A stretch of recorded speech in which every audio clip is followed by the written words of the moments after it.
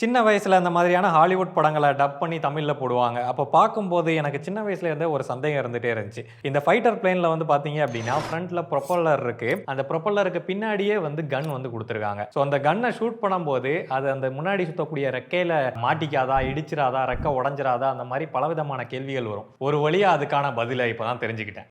சொல்றாரு கேட்டுங்க. அந்த பைலட் இருப்பார் இல்லையா, அவர் ட்ரிகரை பிரஸ் பண்ணதுமே அந்த ட்ரிகர் வந்து நேரா கன்னோட ட்ரிகரோட கனெக்ட் ஆகிறது கிடையாது. கன்னுக்கு தனியா ட்ரிகர் வந்து இந்த ப்ரொப்பல்லர் மூலமா ஒரு டிஸ்க் மாதிரி ஒரு மெக்கானிசம் வந்து கனெக்ட் ஆயிருக்கும்.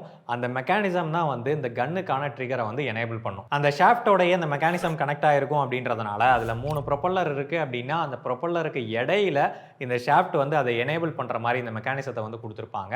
அப்போ அந்த சமயத்துல மட்டும்தான் அது அந்த கன்னை ட்ரிகர் பண்ணும். அப்போ அந்த ரெக்கைக்கு இடையில உள்ள கேப் வழியா தான் குண்டு வெளியில போகும். இது தெரியாம அவனே அவனோட ரெக்கையில சுட்டு செத்து போயிடுவானோ அப்படின்லாம் நான் வருத்தப்பட்டிருக்கேன். ஸோ இந்த மாதிரி கூறுகட்ட டவுட்ஸ் உங்களுக்கும் தோணி இருக்கு அப்படின்னா மறக்காம கமெண்ட்ல போட்டு விடுங்க. நேக்கு 2 சந்தேகங்கள்.